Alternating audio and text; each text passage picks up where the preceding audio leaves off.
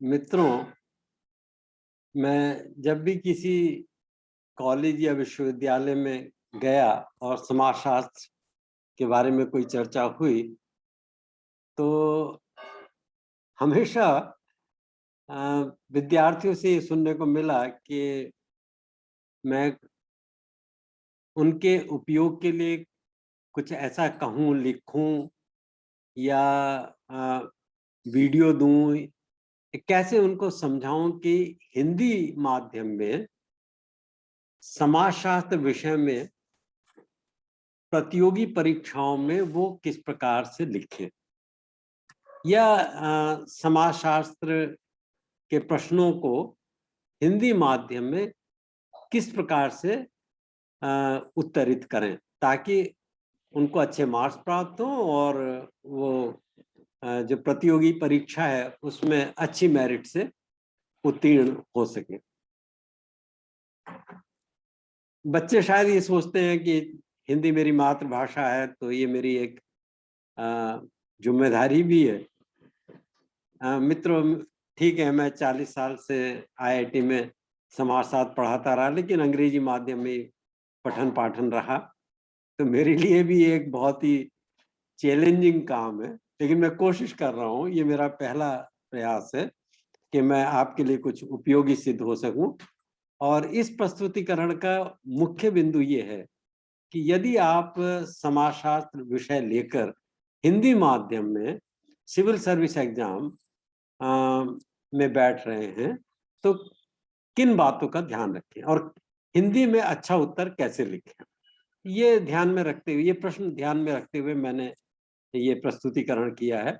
आशा है कि आपके लिए कुछ उपयोगी सिद्ध होगा। इसमें मैंने प्रश्नों के उदाहरण भी दिए हैं और उन उदाहरणों को 2020 के सिविल सर्विस एग्जाम के प्रश्न पत्र 1 और प्रश्न पत्र 2 से लिया है। देखते हैं वो कैसे आपके लिए उपयोगी सिद्ध हो सकते हैं। अगर आपको अच्छा लगे तो अपने अच्छे व्यूज कमेंट्स दीजिए और फिर मैं अगले प्रस्तुतिकरण में आपके लिए कुछ और अच्छा कर पाऊंगा। समाजशास्त्र के कुछ दुरूह तत्वों को सरल भाषा में और आपके लिए उपयोगी बनाते हुए रख सकूंगा। तो आज तो ये सिविल सर्विस एग्जाम के दृष्टिकोण से ही है प्रस्तुतिकरण और उसी रूप में आप इसको लें। तो मैंने एक छोटा प्रेजेंटेशन बनाया, मैं अपना स्क्रीन शेयर कर रहा हूं आपके साथ।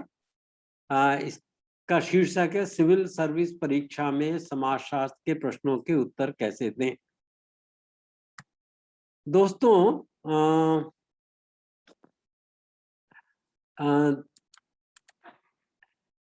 पहले मैं कुछ सामान्य सुझाव देना चाहता हूं जिसका कि समाजशास्त्र के ज्ञान से सीधा संबंध नहीं। सामान्य सुझाव सभी विद्यार्थियों के लिए जो भी हिंदी मीडियम में कॉम्पिटिटिव एग्जाम में बैठ रहे हैं, और वो ये कि आपने हिंदी माध्यम चुना है। आप चाहते तो किसी और भाषा को चुन सकते थे, आपने हिंदी माध्यम चुना है तो आपसे आशा की जाती है कि आपका हिंदी भाषा पर अच्छा अधिकार है। अभिप्राय ये है कि आप अपने उत्तर देते समय भाषा संबंधी त्रुटियां ना करें, अन्यथा आपके विरुद्ध छाप पड़ेगी और सही उत्तर पर भी आपको उतने अच्छे अंक नहीं मिलेंगे।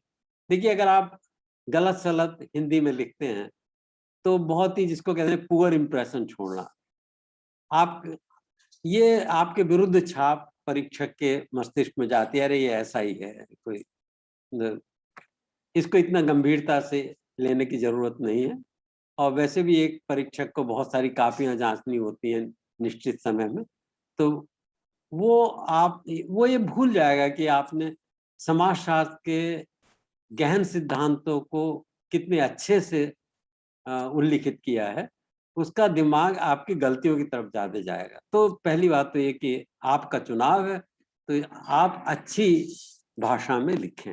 और इसका मतलब ये भी है कि चाहे आप समाजशास्त्र के पेपर में लिख रहे हो, चाहे इकोनॉमिक्स अर्थशास्त्र के पेपर में लिख रहे हो, या किसी और पेपर में, इंजीनियरिंग में या किसी भी विषय में, तो आपको हिंदी भाषा का उसकी व्याकरण का और उसके मुहावरों का और कुल मिला के जो उसका वेश विन्यास है उसके हिंदी का अच्छा ध्यान होना चाहिए। देखिए दूसरे ये समाजशास्त्र की बात है कि आपने समाजशास्त्र चुना तो एक बड़ी गलती जो स्टूडेंट्स करते हैं वो ये करते हैं कि अ, वो ये नहीं समझ पाते कि उन्हें परीक्षा में जो उत्तर देना है वो एक समाजशास्त्री के रूप में देना है। अक्सर हम लोग समाजशास्त्र विषय को लाइटली लेते हैं और उसका कारण ये होता है कि जो समाजशास्त्र में जिन विषयों का हम अध्ययन करते हैं जैसे परिवार है, आधुनिकता है, समानता है, ये सारी वो बातें हैं जिनके बारे में सामान्य रूप से दैनिक जीवन में और दैनिक व्यवहार में भी जिनके बारे में चर्चा होती रहती है। लेकिन आपको इन शब्दों को उन अर्थों में प्रयोग करना है कि जिन अर्थों में और उस रूप में जिस रूप में कि समाजशास्त्रियों ने, समाजशास्त्र के अंतरराष्ट्रीय समुदाय ने जिन अर्थों में कुछ अर्थ बनाए, समाजशास्त्रियों ने भी कुछ अर्थ बनाए, समाजशास्त्रियों ने इनमें से हर एक शब्द के कुछ अर्थ बनाए, कुछ परिभाषाएं दी हैं। और एक भारत का समाजशास्त्री जब फैमिली या परिवार शब्द का प्रयोग करता है तो अमेरिका का समाजशास्त्री भी समझ जाता है कि किस बारे में बात कर रहा है। तो उन अर्थों को समझना होगा और आप अपने उत्तरों में समाजशास्त्र के उन अर्थों में इन शब्दों को प्रयोग करेंगे। ऐसी क्षमता आप में होनी चाहिए। तो मैंने लिखा है कि शब्द वही हैं जैसे परिवार, आधुनिकता, असमानता, समाजशास्त्री और सामान्य जन, सभी उनको प्रयोग करते हैं, किंतु आप उन्हें उस आशय में प्रयोग करें जिस आशय में उन्हें समाजशास्त्र में प्रयोग किया जाता है। ऐसा कहें कि स्पेंसर के अनुसार, मान लो आप विकास के बारे में कुछ बात कर रहे हैं तो आप कहें स्पेंसर के अनुसार विकास ये है, और फिर उस विकास की बात करिए जो विकास स्पेंसर के दिमाग में रहा होगा जब उसने विकास की परिभाषा दी। ठीक है। यहाँ भी दो तीन अर्थ हैं क्योंकि सारे समाजशास्त्री एक ढंग से नहीं सोचते। कुछ ऐसे समाजशास्त्री जिनके लिए आप एक शब्द प्रयोग करते हैं प्रत्यक्षवादी, पॉजिटिविस्ट। पॉजिटिविस्ट कहने से कोई बड़ी गूढ़ समस्या हमारे सामने खड़ी हुई लगती है, लेकिन हिंदी बहुत ही मधुर और हिंदी बहुत ही ज्ञान के लिए उपयोगी भाषा है, क्योंकि जब हम लोग हिंदी शब्दों का प्रयोग करते हैं तो किसी को समझाने की जरूरत नहीं पड़ती, वो तुरंत समझ में आ जाता है। पॉजिटिविस्ट समझाना पड़ेगा, क्लास में घंटों समझाना पड़ेगा व्हाट इज पॉजिटिविस्ट। लेकिन अगर हम ये कहें कि प्रत्यक्षवाद तो समझ में आ जाता है। ऐसा वाद, ऐसी विचारधारा जो ये कहती है कि हमें अध्ययन करने के लिए, मानव व्यवहार के अध्ययन के लिए, समाज के अध्ययन के लिए, संबंधों के अध्ययन के लिए प्रत्यक्ष निरीक्षण पर निर्भर रहना चाहिए, न कि किसी ऐसे एब्स्ट्रैक्ट अमूर्त सिद्धांतों पर। तो अमूर्त सिद्धांतों या पौराणिकता की जगह जहां पर मानव व्यवहार का प्रत्यक्ष निरीक्षण आ जाता है वहां समाजशास्त्र का जन्म होता है, ऐसा प्रत्यक्षवादी मानते थे, जिनमें कॉम्टे आदि को हम रखते हैं। कॉम्टे, दुर्खीम है। और दूसरे अर्थों में वो लोग हैं जिनको हम रचनावादी या कंस्ट्रक्टिविस्ट कहते हैं, या घटना क्रियावादी हैं, फिनोमेनोलॉजिस्ट। घटना क्रियावादी कहते हैं कि शब्दों के एक अर्थ नहीं होते। कोई भी शब्द आप उठा लीजिए, अगर आप डिक्शनरी या शब्दकोश देखेंगे तो उसमें उसके हो सकता है कई दर्जन अर्थ हों, लेकिन जब हम आपस में बातचीत करते हैं तो उन शब्दों के अर्थ एक दूसरे के समझ जाते हैं, क्योंकि एक शब्द के अनेकार्थ होते हुए भी उसके अर्थ जिसमें कि हम आपस में बातचीत में प्रयोग में ला रहे हैं वो संदर्भ से सुनिश्चित होते हैं। तो संदर्भगत अर्थ, कंस्ट्रक्टिविस्ट ऐसा मानते हैं कि अर्थ संदर्भगत होते हैं। वो प्रत्यक्षवादियों की तरह ये नहीं मानते कि उनके अर्थ सार्वभौमिक और निरपेक्ष और वैज्ञानिक हो सकते हैं। दूसरे इसी तरह से वो हैं जो जिनके लिए हम फिनोमेनोलॉजिस्ट घटना क्रियावादी शब्द इस्तेमाल करते हैं, और ये सब्जेक्टिव मीनिंग्स या व्यक्तिनिष्ठ अर्थों पर विशेष बल देते हैं। तो हमें देखना चाहिए कि हम किसी शब्द को जब हम समाजशास्त्र के बारे में कुछ भी लिख रहे हैं, किसी परीक्षा में लिख रहे हों, अथवा समाजशास्त्र की पुस्तक लिख रहे हों, अथवा समाजशास्त्र का शोध पत्र लिख रहे हों, तो हम शब्दों को उन अर्थों में प्रयोग कर रहे हैं जिन अर्थों में समाजशास्त्र का अंतर्राष्ट्रीय समुदाय उनको प्रयोग में लाता है। इसीलिए जबकि ये फिजिक्स में ऐसा नहीं होता। फिजिक्स में अगर आप ग्रेविटेशन का सवाल कोई हल कर रहे हैं तो आपको गुरुत्वाकर्षण की परिभाषा देनी नहीं पड़ती, लेकिन समाजशास्त्र में ऐसा हो जाता है कि आपको पहले ये बताना पड़ता है कि आप गुरुत्वाकर्षण किस दृष्टिकोण से इस्तेमाल कर रहे हैं। गुरुत्वाकर्षण शब्द किस दृष्टिकोण से, कि आप पॉजिटिविस्ट हैं या फिनोमेनोलॉजिस्ट हैं या सिंबॉलिक इंटरेक्शनिस्ट हैं या मार्क्सिस्ट हैं, क्योंकि विभिन्न विचारधाराओं, विभिन्न पर्सपेक्टिव्स, पैराडाइम्स, विभिन्न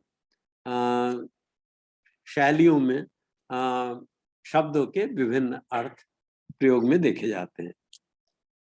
तो परिवार का अर्थ एक प्रत्यक्षवादी के लिए कुछ और है, मार्क्सवादी के लिए कुछ और है, द्वंद्वात्मक भौतिकवादी के लिए कुछ और है, रचनावादी के लिए कुछ और है, घटना क्रियावादी के लिए कुछ और है।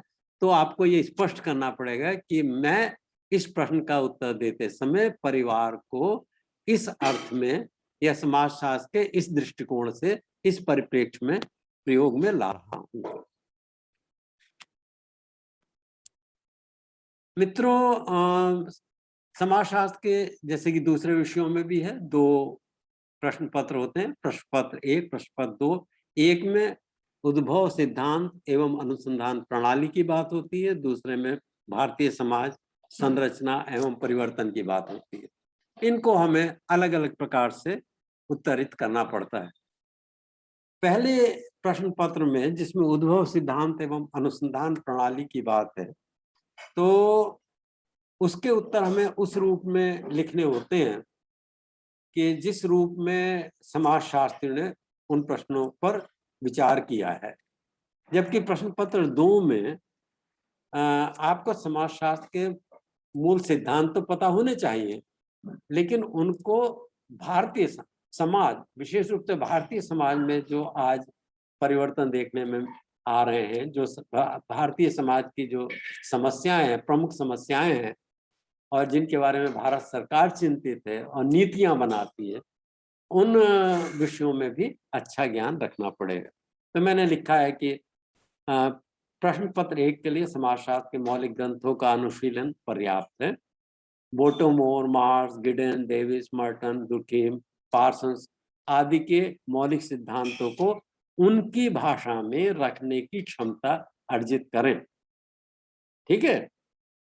प्रश्न पत्र 2 जो भारतीय समाज के बारे में है, या जिसको हम अप्लाइड प्रायोगिक समाजशास्त्र कह सकते हैं, उसमें आपको जिन लोगों को हम भारतीय समाजशास्त्री कहते हैं उनके बारे में तो ज्ञान होना ही होना चाहिए।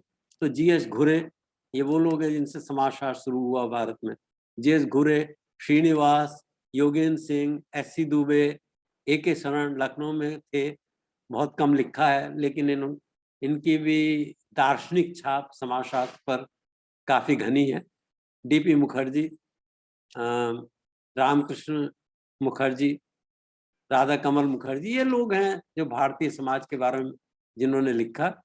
लेकिन इनके साथ साथ नवीन विषयों और भारतीय समाज में होने वाले प्रमुख परिवर्तनों और नीतियों की अच्छी जानकारी भी आवश्यकता है, जिसके लिए आपको पत्र पत्रिकाएं पढ़नी पड़ेंगी, दूरदर्शन समाचार सुनने पड़ेंगे, और जहां भी अच्छा बौद्धिक विचार विमर्श होता हो जिन चैनल्स पे, उसको देखना पड़ेगा।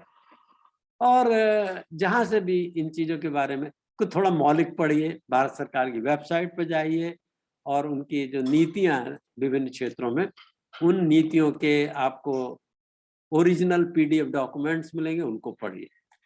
जैसे नवीन विषयों में जैसे जनसंख्या नीति है, शिक्षा नीति है, किसान आंदोलन है, हो सकता है अगली परीक्षा में किसान आंदोलन पर कोई प्रश्न पूछा जाए। भूमंडलीकरण है, ग्लोबलाइजेशन है, ग्लोबलाइजेशन का ट्रेड और पॉलिटिक्स पर क्या प्रभाव है। तो इन सब प्रश्नों के उत्तर देने के लिए आपको समाजशास्त्र का भी अच्छा ज्ञान चाहिए और सामान्य ज्ञान। सामान्य ज्ञान में मैं कहूँगा कि कौन बनेगा करोड़पति टाइप का ही नहीं, इससे थोड़ा सा अधिक गहरा ज्ञान आपके पास होना चाहिए भारतीय समाज के बारे में। विश्व समाज के बारे में चाहे ना भी हो, लेकिन भारतीय समाज में जो कुछ हो रहा है उसके बारे में आप विशद ज्ञान प्राप्त करें। अब मैंने कहा कि इसमें 3 प्रकार के प्रश्न और प्रश्नों के उत्तर होंगे। पहले प्रश्न पत्र में अधिकतर समाजशास्त्रियों ने क्या कहा है उस बारे में सवाल होते हैं। तो उदाहरण के तौर पे 2020 की परीक्षा में सवाल पूछा गया था कि सामाजिक मानव शास्त्रों के प्रकारवाद के बारे में आर.के. मर्टन की प्रतिक्रियाएं क्या हैं, निहित प्रकारों की सीमाओं के बारे में टिप्पणी कीजिए। तो आप फंक्शनलिज्म से क्या समझते हैं ये नहीं लिखना इसमें, या फंक्शनलिज्म क्या है ये नहीं लिखना, या फंक्शनलिज्म सही है या गलत है ये नहीं लिखना।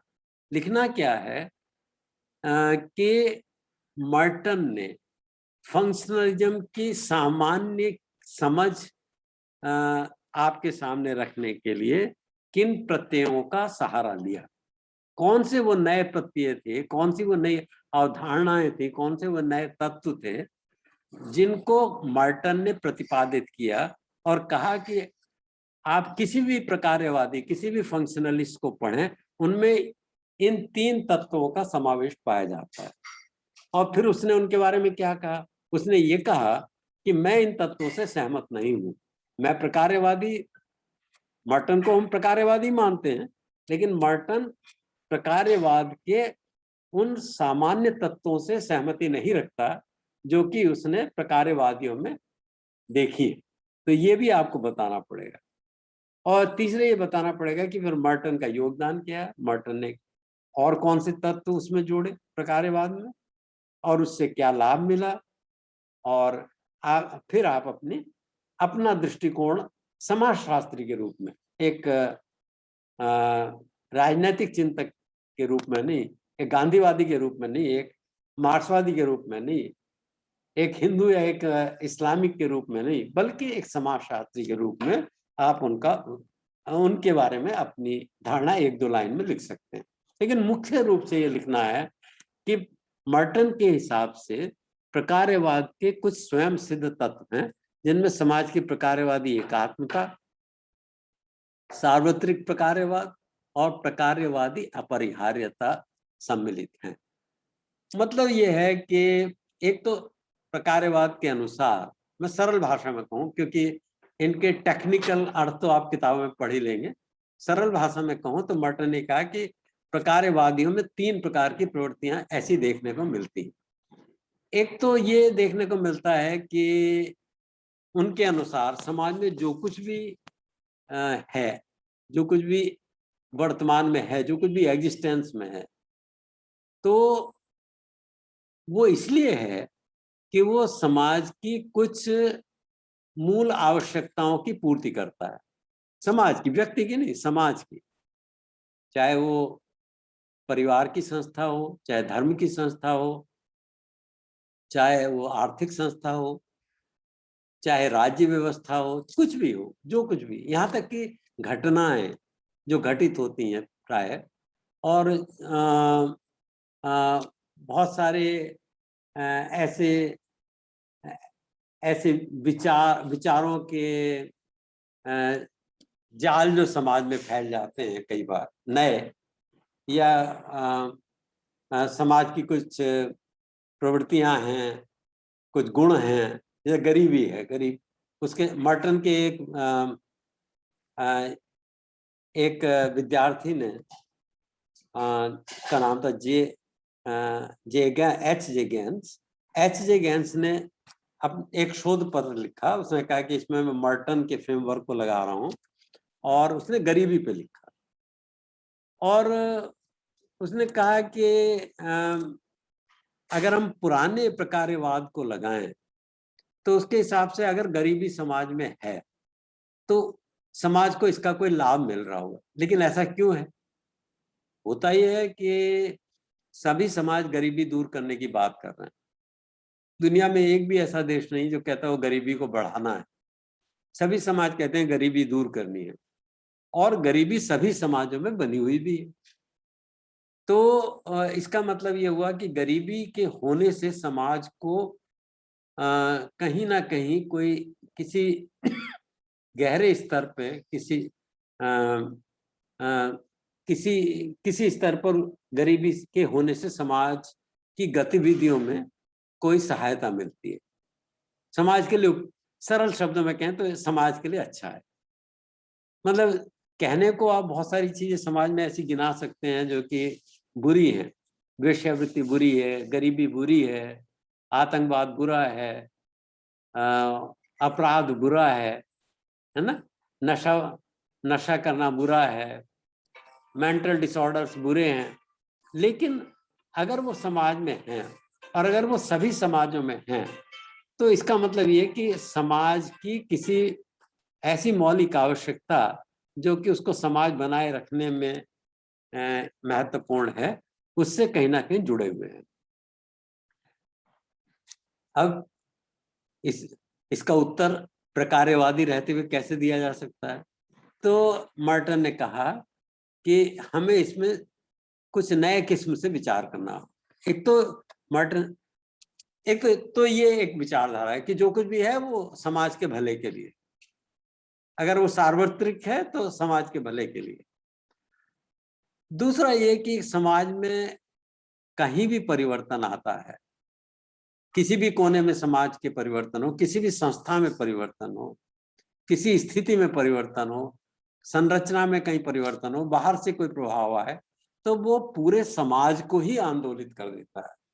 और किसी भी एक संस्था में होने वाले परिवर्तन से सारी संस्थाएं ही प्रभावित हो जाती हैं।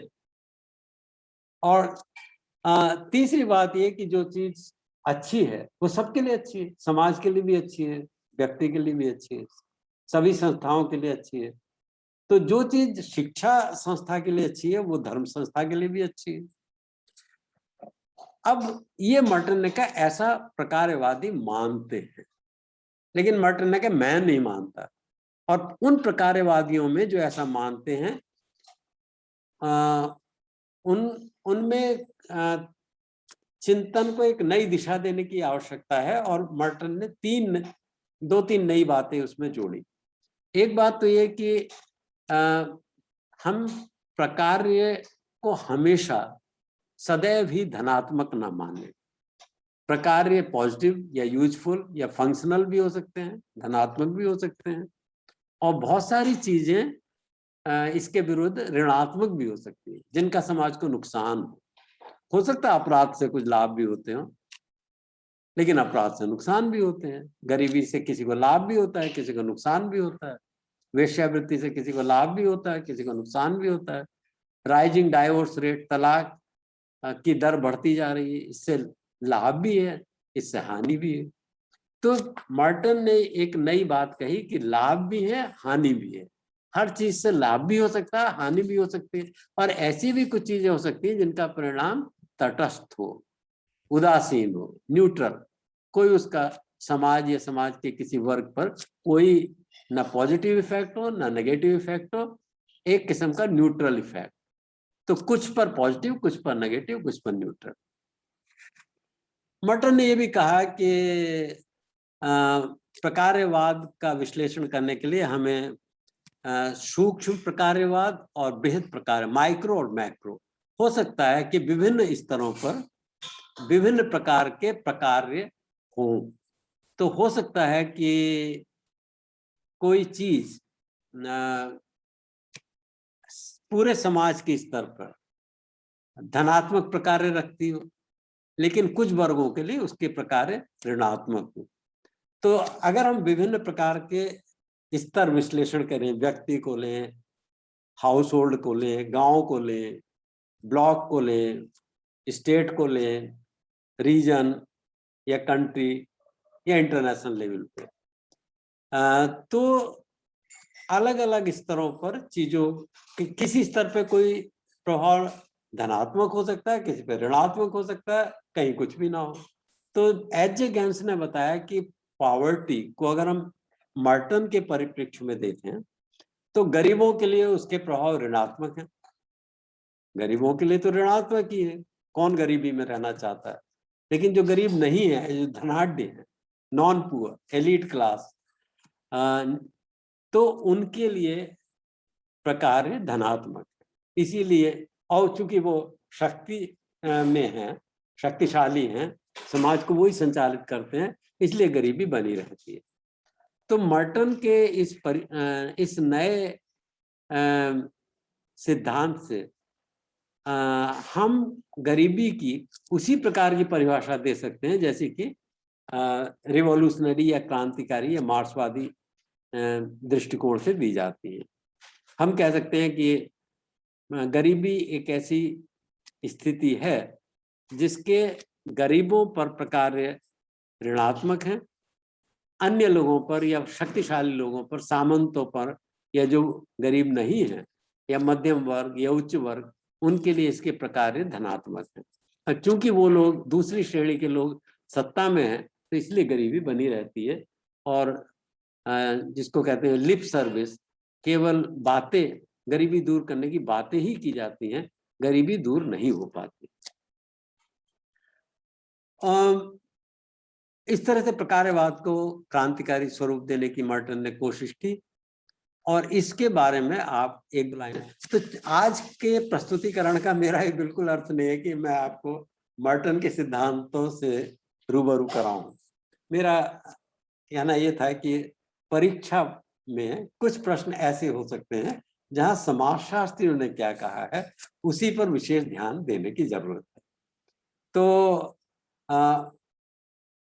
मैक्स वेबर के हिसाब से रैशनैलिटी क्या है, अपने हिसाब से मत बताइए। अगर प्रश्न पत्र में पूछा गया मैक्स वेबर के हिसाब से रैशनैलिटी क्या है तो वही बताइए। सैम्पलिंग क्या है, सर्वे क्या है, क्वांटिटेटिव मेथोडोलॉजी क्या है, समाजशास्त्रियों ने क्या कहा है क्वांटिटेटिव मेथोडोलॉजी के बारे में, वो बताइए। क्वालिटेटिव मेथोडोलॉजी, गुणात्मक प्रणाली क्या है अध्ययन की, तो समाजशास्त्रियों ने क्या कहा वो बताइए। यहाँ आपको अपना दिमाग नहीं लगाना है। फिर कुछ प्रश्न ऐसे होंगे जो तथ्यात्मक प्रश्न होंगे, वहां आपको समाजशास्त्रियों ने क्या कहा ये नहीं सोचना, वो मोटोमर ने क्या कहा, गिडेंस ने क्या कहा, डेविस ने क्या कहा, फूको ने क्या कहा, बोर्ड्यू ने क्या कहा, ये नहीं सोचना। वहां आपको तथ्य रखने। जैसे तथ्यात्मक प्रश्न ये है कि भारत की जनसंख्या नीति की प्रमुख विशेषताएं क्या थी, इसके उद्देश्य किस सीमा तक प्राप्त हुए हैं। आपको क्या चाहिए, इस प्रश्न के उत्तर में क्या देना है। एक तो ये देना है कि नीति पूर्व की जनसंख्यात्मक स्थिति क्या थी। जनसंख्या नीति की बात है तो जरूर उस समय कुछ ऐसी जनसंख्यात्मक परिस्थितियां रही होंगी जिसकी वजह से ये नीति लानी पड़ी। एक दो लाइन में लिखिए। अतीत में लागू नीतियां क्या थी, पहली बार तो बनी नहीं जनसंख्या नीति। फॉर्मल स्टेटमेंट भारत सरकार का पहली बार आया, लेकिन इससे पहले सन 76 में डॉक्टर करण सिंह ने एक ड्राफ्ट बनाया था। ज्यादातर डेमोग्राफर्स तो उसी को प्रथम जनसंख्या नीति उसी को कहते हैं। लेकिन खैर, चूंकि ये पहली नीति थी जिसको प्रेसिडेंट ने साइन किया था, तो इसको हम पहली जनसंख्या नीति कहते हैं, 2000 की। तो इससे पहले क्या नीतियां थी, उनकी क्या सीमाएं थी। फिर इस नीति के प्रमुख उद्देश्य क्या है, जनसंख्या स्थिरीकरण की दिशा में उन्मुख है या नया दृष्टिकोण रखती है, इसके बारे में बात करनी पड़ेगी। इसके अल्पकालिक और दीर्घकालिक उद्देश्य क्या है, किस सन तक हमको भारत की जनसंख्या को स्थिर करना है, हमारी उसके लिए प्रायोरिटीज क्या है, कहाँ इंफ्रास्ट्रक्चर पे, हेल्थ इंफ्रास्ट्रक्चर पे ध्यान देना है, उसके लिए हमें हेल्थ पे ज्यादा खर्चा करना है, उसके लिए हमें एक शब्द इस्तेमाल किया गया था, मीटिंग द अनमेट नीड्स, परिवार नियोजन की वे आवश्यकताएं वैवाहिक युग्मों की, परिवार नियोजन की वो आवश्यकताएं जो पूरी नहीं हो रही हैं, वो हमें पूरी करनी है।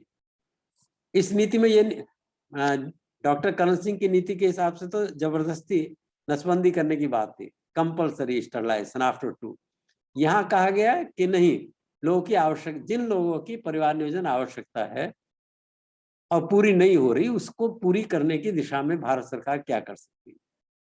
तो इस तरह से कुछ प्रमुखताएं हैं, प्रायोरिटीज हैं, लक्ष्य हैं, लक्ष्यों की अच्छा, उसके बाद जो दूसरा हिस्सा है इस प्रश्न का, इसके उद्देश्य किस सीमा तक प्राप्त हुए हैं, तो उसमें आपको कुछ आंकड़े देने होंगे। आपको बताना होगा कि शिशु मृत्यु दर यहाँ पहुंचनी थी, यहाँ पहुंची है। जन्म दर या कुल प्रजनन दर यहाँ पहुंचानी थी, यहाँ पहुंची है। तो इस प्रकार के आंकड़े आपको देने पड़ेंगे। बिल्कुल वर्णनात्मक है ये इसका उत्तर, इसका किसी सिद्धांत से संबंध नहीं है। और परीक्षक पर अच्छी छाप छोड़ने के लिए अगर आप कुछ वो स्रोत जहां से आपको जनसंख्या संबंधी आंकड़े मिलते हैं, जैसे NFS, national family health survey, SRS, sample registration scheme, census, जनगणना, ह्यूमन डेवलपमेंट सर्वे, नेशनल सैंपल सर्वे ऑर्गेनाइजेशन, जो समय समय पे विभिन्न पीरियड्स में, विभिन्न राउंड्स में, विभिन्न अवधियों में विभिन्न विषयों पर केंद्रित करते हुए सर्वेक्षण करता है। कभी माइग्रेशन पर, कभी अनएम्प्लॉयमेंट पे, कभी कंजम्पशन पे, कभी हेल्थ पे। तो उसका नाम, और हेल्थ मैनेजमेंट सिस्टम एक नई चीज, एक ऐसा साधन कि अभी कोई किसी गांव में कोई घटना घटती है और दिल्ली में उसकी सूचना तुरंत पहुंच जाती, तुरंत कंप्यूटराइज हेल्थ मैनेजमेंट सिस्टम। और उसके बाद एक दो लाइन में आप सफलताओं असफलताओं पर टिप्पणी कर सकते हैं, लेकिन वो भी आंकड़ों के आधार। आप ये कह सकते हैं कि जनसंख्या नीति ने 2000 की जनसंख्या नीति ने ये सोचा था कि 2021 तक ऐसा हो जाएगा, लेकिन आंकड़े बताते हैं कि ऐसा नहीं है। तो आप लिख सकते हैं कि इस दिशा में और प्रयत्न करने की आवश्यकता है, या उन कारणों को समझने की आवश्यकता है जिसकी वजह से ये लक्ष्य प्राप्त नहीं हुए। या बिल्कुल टालकट पार्सन, बोटोमोर, गिडेंस, फूको, बोर्ड्यू का नाम लेने की जरूरत नहीं है। ठीक है, ओके। किसी किसी प्रश्न के उत्तर में आपके अपने मत की भी आवश्यकता हो सकती है। जैसे 2020 के प्रश्न पत्र 2 के पंचम और आवश्यक प्रश्न पर ध्यान दें। पहला प्रश्न आवश्यक था, पांचवा भी आवश्यकता था। पांचवा इस प्रकार का है, निम्नलिखित प्रत्येक प्रश्न का संक्षिप्त उत्तर लगभग 150 शब्द। तो 150 लिखा है तो 150 में ही दीजिए, 200 मत दीजिए, 250 मत दीजिए। आप अपना टाइम वेस्ट कर रहे हैं। कितना भी अच्छा आपने लिखा हो, आपको 10 से अधिक नंबर नहीं मिलने पा रहे। 5 भाग हैं, 10-10 नंबर का एक भाग है, तो आपको 10 ही नंबर मिलेंगे, कितना भी अच्छा लिखो। बल्कि कई बार अगर 150 से अधिक, यानी कि आपने 200-250 शब्दों में कोई उत्तर दे दिया, तो उसको परीक्षक नेगेटिवली भी ले सकता है और आपके कुछ अंक कट सकते हैं। ये थे प्रश्न। भारत में कृषि रूपांतरण के लिए हरित, ध्यान से पढ़ें पर्चे को। अगर आपने हरित रसायन को हरित क्रांति पढ़ लिया तो आपको कोई अंक नहीं मिलने वाला। ध्यान से पढ़ें। भारत में कृषि रूपांतरण के लिए हरित रसायन, ग्रीन केमिकल्स के लाभों को निर्दिष्ट कीजिए। समकालीन भारत में नागरिकता से संबंधित मुद्दों का विश्लेषण कीजिए। उपयुक्त उदाहरण देकर समझाइए। भारत में चिरकालिक कुपोषण के परिणामों एवं इसको दूर करने के उपायों का वर्णन कीजिए। नई शिक्षा नीति 2020 भारत की शिक्षा व्यवस्था में असमानताओं को दूर करने हेतु किस प्रकार से लक्षित है। लोकतंत्रीय संघवाद से आप क्या समझते हैं? भारत में सत्ता के विकेंद्रीकरण को ये किस प्रकार से बढ़ावा देता है, ये प्रश्न है। तो मैं उदाहरण के लिए आपसे कहना चाहता हूं कि इस प्रकार के प्रश्नों के उत्तर देने के लिए आप अपने आप से ये पूछिए कि क्या समाजशास्त्र की पुस्तकों के अलावा, संदर्भ ग्रंथों के अलावा, और क्या आपने पत्र पत्रिकाओं में भी इनके बारे में पढ़ा है? पढ़िए, नहीं पढ़ा हो तो पढ़िए। दूसरे मिनिस्ट्री की वेबसाइट पे जा सकते हैं। जिस जनसंख्या नीति है तो हेल्थ मिनिस्ट्री की वेबसाइट पर जाइए, एजुकेशन आपको न्यू एजुकेशन पॉलिसी में जिस मंत्रालय के संबंध में कोई बात हो तो उसकी वेबसाइट आप अवश्य देखें। इसीलिए आईएएस की प्रिपरेशन में काफी टाइम लग जाता है। मैंने देखा है कि हमारे आईआईटी कानपुर में विद्यार्थी प्राय ऐसा करते हैं, बहुत कम विद्यार्थी बीटेक करते हुए आईएएस क्वालिफाई करते हैं। वो बीटेक करते हैं, अच्छे से करते हैं, उसके बाद फिर वो 1 साल कोचिंग करते हैं या घर बैठ के तैयारी करते हैं, तब निकालते हैं। 1 साल की पढ़ाई करते हैं, बहुत कुछ करना होता है। तो समाजशास्त्र के लिए भी आपको बहुत कुछ करना होगा। समाजशास्त्र की पुस्तकें पढ़नी होंगी, पत्रिकाएं पढ़नी होंगी, डिफरेंट मिनिस्ट्रीज, अलग अलग मंत्रालयों के वेबसाइट्स पे जाके आपको पीडीएफ डॉक्यूमेंट्स मिल जाएंगे ओरिजिनल। उनसे आप नीतियों के बारे में जानकारी प्राप्त करें, आंकड़ों के बारे में जानकारी प्राप्त करें, सब कुछ मिल जाएगा, लेकिन वो समय देना होगा। यदि कभी इनको मूल स्वरूप में पढ़ा हो तो और भी अच्छा है। मान लो नागरिकता अधिनियम संबंधी कोई आप उत्तर देना चाह रहे हैं, तो नागरिकता अधिनियम 1955 क्या था, कौन भारत का नागरिक कहलाएगा, और नागरिकता अधिनियम संशोधन 2019 क्या हुआ, फिर उससे किस प्रकार के विवाद उत्पन्न हुए और उन विवादों के प्रति किस प्रकार के दृष्टिकोण थे। उनको, उन विवादों और उनके दृष्टिकोणों को आप समाजशास्त्रीय दृष्टिकोण से अगर देखते हैं तो वो सोने में सुहागा। जैसे नई शिक्षा नीति 2020 भारत की शिक्षा व्यवस्था में असमानताओं को दूर करने हेतु किस प्रकार से लक्षित है। तो समाजशास्त्र के ग्रंथों के अलावा मैं फिर कह रहा हूं, आपको 2020 की नीति के बारे में पढ़ा होना चाहिए। इसका जो ओरिजिनल पीडीएफ है नेट पे पड़ा हुआ है, अभी भी आप इसको पढ़िए। हो सकता है अगली परीक्षा में भी इसके ऊपर कोई टिप्पणी या कोई छोटा सवाल, एक भाग, किसी प्रश्न का एक भाग ये आ जाए। अब इसका कैसे उत्तर दें, इस ये ध्यान रखिए कि आपको निश्चित शब्दों में उत्तर देना है। तो पहली बात तो ये कि नई शिक्षा नीति पर निबंध ना लिखें और न ही इसकी विस्तार से चर्चा करें। भारत में अब क्या लिखें फिर, क्योंकि प्रश्न है कि नई शिक्षा नीति भारत की शिक्षा व्यवस्था में असमानताओं को दूर करने हेतु किस प्रकार से लक्षित है। तो शिक्षा व्यवस्था है, उसमें असमानता है, उन असमानताओं को आप अपने ढंग से परिभाषित कर सकते हैं, उनको एक स्वरूप दे सकते हैं कि ये असमानताओं से अर्थ ये होता है और उसके कारण ये, असमानता होने के कारण ये है।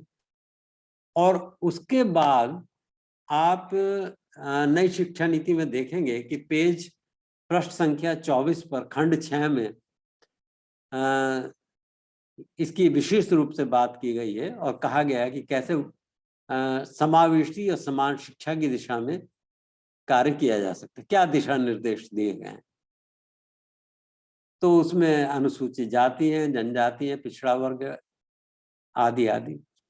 यहाँ मैं ये बताऊं कि ये जो समावेशी शब्द है, कुछ वर्षों पूर्व, बल्कि कुछ दशकों पूर्व, जब हमारे देश की अर्थव्यवस्था खुलनी शुरू हुई, रिफॉर्म्स हुए और भारत सरकार की नीतियों के कारण भारत में वृद्धि दर काफी अच्छा हो गया। ये माना जाने लगा कि दुनिया की सबसे तेजी से आगे बढ़ने वाली व्यवस्थाओं में, आर्थिक व्यवस्थाओं में भारत की आर्थिक व्यवस्था है। तो ये भी आया कि है तो राष्ट्रीय स्तर पे तो है, अंतर्राष्ट्रीय स्तर पे तो हम अपने को कह सकते हैं तेजी से बढ़ने वाला राष्ट्र, लेकिन हमारे इतनी गरीबी भी है, गांव शहर का अंतर भी है, जातियों का अंतर है, स्त्री पुरुषों का अंतर है। तो एक इंक्लूसिव पॉलिसी का इकोनॉमिक्स में पहली बार एक पंचवर्षीय योजना में कंसेप्ट आया कि वृद्धि है, ठीक है, लेकिन जो वृद्धि है वो समावेशी हो। और उन्होंने ये भी डिफाइन किया कि समावेश किसका करना है। तो अनुसूचित जाति, जनजाति, अन्य पिछड़ा वर्ग, महिलाएं, दिव्यांग, तस्करी के शिकार बच्चे, ग्रामीण क्षेत्र वगैरह वगैरह। उसमें अगर बहुत आगे जाएं तो स्ट्रीट चिल्ड्रन भी हैं उसमें, वो लोग भी हैं जो नशे के शिकार हैं, बहुत सारी चीजें हैं। तो आइडिया ये कि एक ऐसा समाज बनाना है कि जहाँ ऊंच नीच ना हो, सबको शिक्षा का बराबर लाभ मिले, ताकि वो समाज में बराबर के पायदान पे सभी खड़े हो सकें। आज तो बहुत ज्यादा विषमता है। तो उस खंड से आप कुछ लिखिए। फिर अगर आप परीक्षक को और अधिक प्रभावित करना चाहते हैं और आपने भारत की नई शिक्षा नीति पूरी तरह से पढ़ी हुई है, तो आपने ये भी पढ़ा होगा कि इसमें और भी कई बातें हैं, जैसे अंतःही विषयी शिक्षा पर जोर, कौशल शिक्षण की प्रधानता, विभिन्न संस्थानों में समय के अंतराल से पढ़कर भी डिग्री प्राप्त करने की संभावना।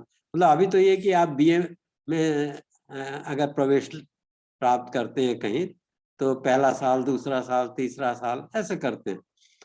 नई शिक्षा नीति ये संभव बनाती है कि आप 1 साल करिए और उसके बाद नौकरी भी कर सकते हैं, कुछ और भी कर सकते हैं, जो आपका मन हो वो कर सकते हैं। आप सामाजिक विकास कार्यों में हिस्सा लें, जो करना चाहे, राजनीति में जाना चाहे राजनीति में जा सकते हैं। और कुछ के वर्षों के पश्चात विश्वविद्यालय या कॉलेज में दोबारा वापस आ सकते हैं और अपने 2 साल पूरे कर सकते हैं, या 2 साल बाद आप छोड़ सकते हैं, तीसरे साल वापस आ सकते हैं।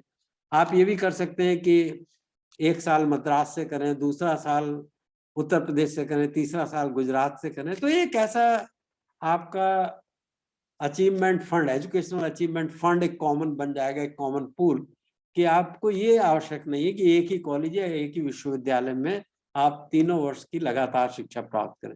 तो इस तरह के जो पॉइंट्स हैं, और अपनी भाषा में शिक्षा, संस्कृत शिक्षा, भारतीय मूल से आपको जोड़ने की शिक्षा, और मूल्य शिक्षा पे बहुत जोर दिया गया है। तो ये चीजें खंड 6 में तो नहीं है जहां पर असमानता की बात की गई है, लेकिन ये ऐसे बिंदु हैं जो अप्रत्यक्ष रूप से समान समाज बनाने की दिशा में आपकी मदद कर सकते हैं। अगर आप इनके संबंधों को भी असमानता या समानता से दिखा सकें, तो कोई कारण नहीं कि आपको 10 में 10 अंक ना प्राप्त हो। तो मित्रों, ऐसे लिखना है, लेकिन नई शिक्षा नीति पर निबंध तो बिल्कुल नहीं लिखना। एक प्रश्न है जहां कि आप इसको ध्यान से देखिए, सामाजिक परिवर्तन के अध्ययन में प्रतिमान परिवर्तियों की प्रासंगिकता का विश्लेषण कीजिए। जब मैंने ये वीडियो बनाया तो मेरे सामने काफी डिफिकल्टी थी। प्रतिमान परिवर्ती, ये शब्द ही मैंने पहली बार पढ़ा था, धीरे धीरे समझ में आया कि ऐसा पैटर्न वेरिएबल्स है। कई बार हिंदी, उसका कारण है कोई हिंदी का दोष नहीं है, ये तो हमारा ही दोष है कि हमने अच्छी हिंदी में अध्ययन नहीं किया, अच्छी या हिंदी पर हमारा अधिकार नहीं, हमारा दोष है, हिंदी का दोष नहीं है। खैर, प्रतिमान परिवर्तियों, पैटर्न वेरिएबल्स, तो अगर इस तरह के प्रश्न का उत्तर देना हो तो आपको क्या क्या करना होगा? इसमें आपको पहले तो ये बताना पड़ेगा कि प्रतिमान परिवर्ती ये की अवधारणा किसने दी, टालकट पार्सन, कहाँ दी?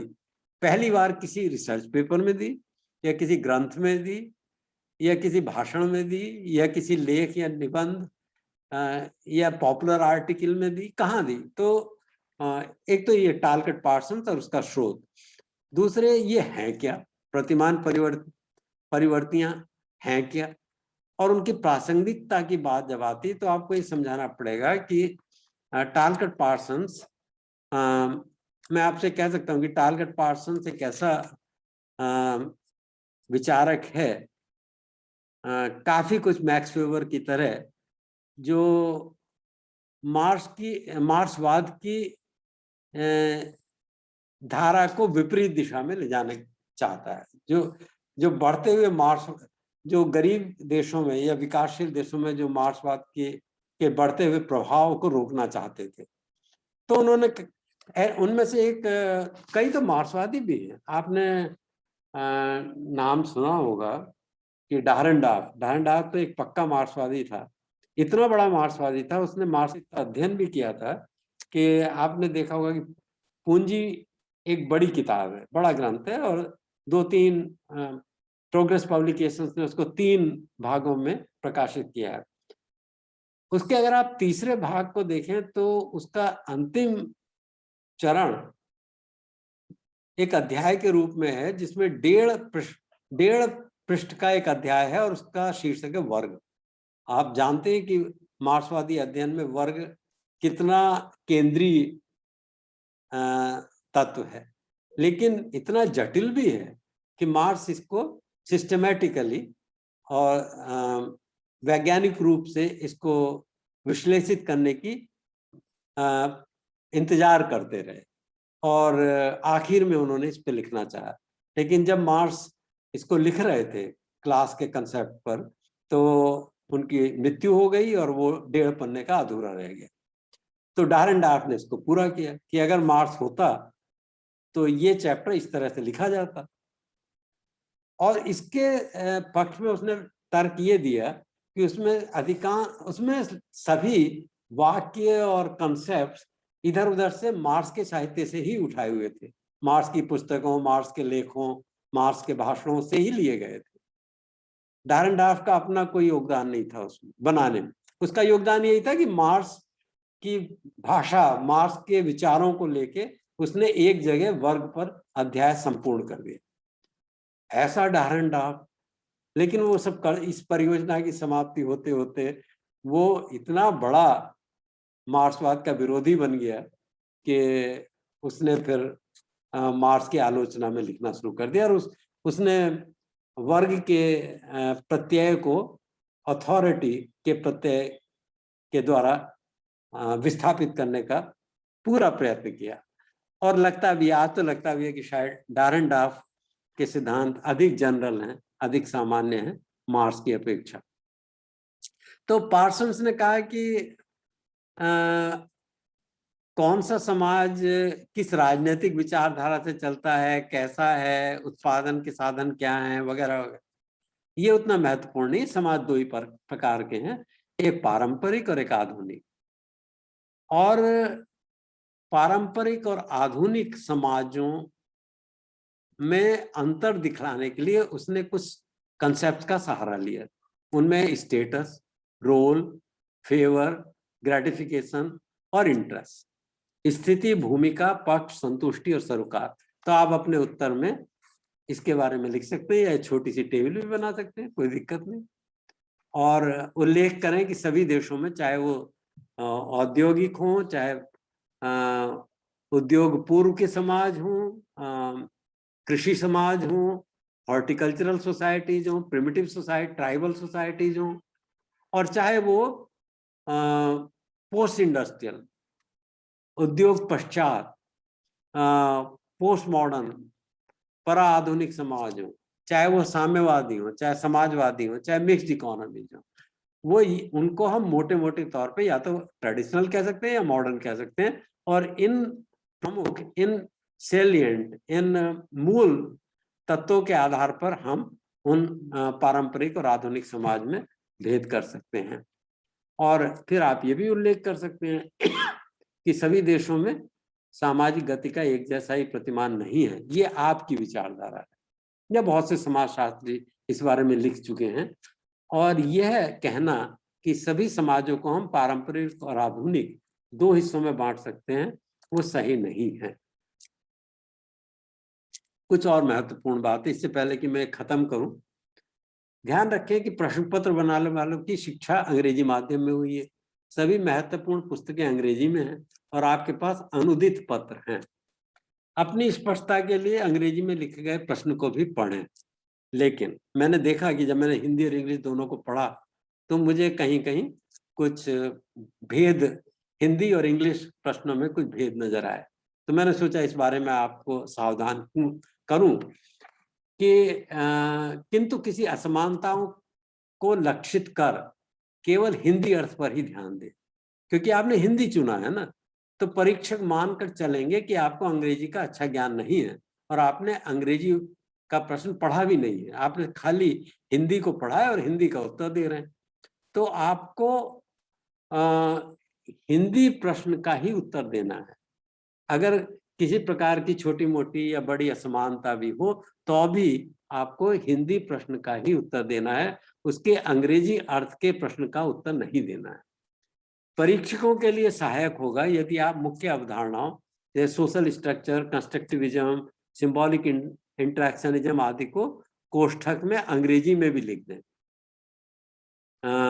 जैसे मैंने जब आपको मैं आपसे जब बात कर रहा था तो मैंने कहा कि ये प्रतिमान परिवर्ती मेरे लिए एक बहुत ही क्लिष्ट, बहुत ही दुरूह टर्म था, तो क्योंकि मैंने इस तरह से पढ़ा नहीं था कभी। तो अगर कोई मेरे सामने प्रतिमान परिवर्ती लिखेगा तो मैं एकदम से हो सकता है समझ ना पाऊं, जबकि मैं हिंदी समझ लेता हूँ, हिंदी मेरी मातृभाषा है। लेकिन अगर स्टूडेंट प्रतिमान परिवर्ती के आगे कोष्ठक में ब्रैकेट में पैटर्न वेरिएबल लिख देगा तो मेरा काम आसान हो जाएगा। ध्यान रखिए कि टीचर्स को एक निश्चित समय में बहुत सारी कापियां देखनी होती हैं और ये जिम्मेदारी आपकी है कि आपके अच्छे बिंदुओं की ओर आप कैसे उसका ध्यान आकर्षित कर सकते हैं और अच्छे मार्क्स प्राप्त कर सकते हैं। तो परीक्षकों के लिए सहायक होगा, आप इंग्लिश में भी उनको लिख दें। इसके अलावा एक दो और छोटी मोटी बातें, आपके उत्तर आपकी समाजशास्त्रीय समझ का प्रदर्शन करें, आपकी अपनी सामाजिक समझ अथवा आपकी अपनी राजनीतिक विचारधारा का नहीं। आपकी कुछ भी विचारधारा, राजनीतिक विचारधारा हो, चाहे आप कांग्रेस को सपोर्ट करते हो, चाहे आप बीजेपी को करते हो, चाहे समाजवादी को करते हो, चाहे बीएसपी के हो, चाहे आप डीएमके को, ये नहीं दिखना चाहिए कहीं भी। आपको समाजशास्त्री के रूप में उत्तर देने हैं और कहीं भी आपकी राजनीतिक और आपके सामाजिक सरोकार पैरोकार कहीं उसमें परिलक्षित नहीं होने चाहिए। कहीं ऐसा ना हो कि आपके जो पैरोकार हैं, आपके जो सरोकार हैं, आपकी जो विचारधारा है वो कुछ और हो और परीक्षक की कुछ और हो, तो आप परीक्षक प्रेजुडिस्ड होने के कारण, अगर वो प्रेजुडिस्ड है और जिसके होने के काफी चांस हैं, तो आपको सही उत्तर देते हुए भी पूरे मार्क्स ना मिले। तो कहीं भी आप अपनी राजनीतिक सामाजिक समझ का परिचय ना दें। इस बारे में मुझे हेरलम्बस की पुस्तक सोशियोलॉजी थीम्स एंड पर्सपेक्टिव बहुत अच्छी लगती है।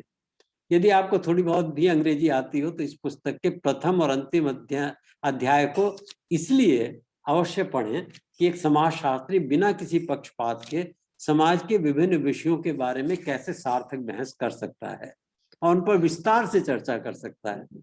आपके लिए ये अनुमान लगाना बहुत मुश्किल होगा कि उसकी स्वयं की सोच या उसका दृष्टिकोण क्या है। हेरलम्बस ने हर विषय में फंक्शनल, मार्क्सिस्ट और सिंबॉलिक इंटरेक्शनिस्ट या फिनोमेनोलॉजिकल पर्सपेक्टिव में लिख दिया। उसने क्वांटिटेटिव मैथोलॉजी के बारे में बता दिया, उसने क्वालिटेटिव मैथोलॉजी के बारे में बता दिया, उसने सभी प्रकार के दृष्टिकोणों को आपके सामने रख दिया। और कहीं भी आपको ये ढूंढने में दिक्कत होगी। बहुत से लोग कहते हैं कि हर समाजशास्त्री का कहीं ना कहीं किसी न किसी पक्ष की ओर उसका झुकाव होता ही है, लेकिन ये किताब पढ़ के आपको बताना मुश्किल होगा कि हेरलम्बस स्वयं में फंक्शनलिस्ट है या मार्क्सिस्ट है। मैं जिस दिन कक्षा में गांधी की बात करता था तो प्रयत्न करता था कि मेरे भीतर, ये मैं शुरू से ही था, आज नहीं, जब से मैंने पढ़ाना शुरू किया तभी से मेरी ऐसी प्रवृत्ति थी कि अगर मैं गांधी की बात करता था तो प्रयत्न करता था कि मेरे भीतर से गांधी बोल रहे हैं, और जिस दिन मार्क्स की बात करता था तो प्रयत्न करता था मेरे भीतर से मार्क्स बोल रहे हैं। उन कक्षाओं में मैं अपना मत नहीं रखता था। तो अगर कोई ऐसे अनजान व्यक्ति मेरे दो अलग अलग कक्षाएं अटेंड करेगा, एक दिन गांधीवाद पे एक दिन मार्क्सवाद पे, तो वो समझ नहीं पाएगा कि ये तो बड़ी विरोधी बात कर रहा है, कैसा टीचर है, दो विरोधी। लेकिन मेरा उद्देश्य था कि गांधी और मार्क्स, फंक्शनलिज्म, सिंबॉलिक इंटरेक्शनिज्म और फिनोमेनोलॉजी और पॉजिटिविज्म और रैशनैलिटी और ब्यूरोक्रेसी, जो भी कंसेप्ट समाजशास्त्र के हैं, तो उनको स्टूडेंट्स को ठीक ठीक और सीधे सीधे समझाना। मूल्यांकन किसी और दिन रखता था मैं, और वो भी विद्यार्थियों के माध्यम से कि भाई आप क्या सोचते हैं, आप क्या सोचते हैं, ये तो ऐसा सोचते हैं, ये इस चीज के ऐसे गुण बताते हैं, ये इसके ये सीमाएं बताते हैं, इस पे आपका क्या रेस्पॉन्स होगा, क्या आपका उत्तर है इस पे। मेरे विद्यार्थी कम ही समझ पाते थे कि मैं प्रकार्यवादी हूं अथवा वैज्ञानिक भौतिकवादी। आपको सिविल सर्विस की परीक्षा में यही शैली अपनानी है। वैसे भी आप जिस परीक्षा के लिए बैठ रहे हैं, कल आगे चल के आप कहीं डीएम बनेंगे, सीनियर ब्यूरोक्रेट बनेंगे, तो वहां आपको भारतीय समाज के हित में और अपने राजनीतिक नेतृत्व से प्राप्त दिशा लेकर कार्य करना होगा। कि जो राजनीतिक, आपको राजनीति का काम आपका नहीं है, ब्यूरोक्रेट का काम राजनीति करना। ब्यूरोक्रेट का काम ये नहीं है कि किस प्रकार की विचारधारा से समाज का भला होगा, उसका वो काम राजनीतिज्ञों का है और एक संविधान है। और आप जिस एग्जाम की तैयारी कर रहे हैं कि हम ये एग्जाम क्वालिफाई करके ब्यूरोक्रेट बनेंगे, आपका काम है कि उन चीजों को समाज के हित में कैसे अधिक से अधिक इफेक्टिवली और एफिशिएंटली, दक्षता पूर्वक और प्रभाव पूर्वक उन सिद्धांतों को, उन नीतियों को आप लागू कर सकें। इसलिए आपको ठीक है, हम हर एक की, हम में से हर एक की कुछ राजनीतिक विचारधारा हो सकती है, लेकिन आपकी परीक्षा में उत्तर देते समय वो विचारधारा बिल्कुल सामने नहीं आनी चाहिए। काफी हो गया। मेरी शुभेच्छा और बहुत बहुत धन्यवाद। आज मैं इतना ही आपके सामने रखना चाहता था और आशा है कि मेरा ये आज का प्रस्तुतिकरण आपके लिए लाभदायक होगा। और मैं जैसे कह रहा हूँ, ये मेरे लिए भी एक चैलेंज है, मैं पहली बार ऐसा कर रहा हूँ कि हिंदी में पहली बार मैंने ऐसा वीडियो बनाया है जो समाजशास्त्र के विद्यार्थियों के लिए, क्योंकि बहुत दिनों से मेरा एक इंट्रोडक्टरी सोशियोलॉजी का लेक्चर है, तो अभी 3 लाख के करीब उसकी व्यूज हैं। तो मुझे आश्चर्य भी हुआ कि एक भारतीय शिक्षक के भारत में इतने व्यूज आ सकते हैं, मुझे तो उसकी वजह से ये हुआ कि मैं जहाँ भी जाता हूँ तो विश्वविद्यालय के बच्चे मुझे जानते हैं और प्यार करते हैं, और वो बहुत दिनों से अनुरोध कर रहे थे कि मैं उनके बारे में हिंदी में कुछ कहूँ। मैं कोशिश करूँगा कि समाजशास्त्र के गूढ़ तत्वों को सरल हिंदी भाषा में रखकर या इस प्रकार से रखने का प्रयत्न करूं कि आप उनका परीक्षाओं में प्रयोग कर सकें। वो अगले वीडियो में। Thank you.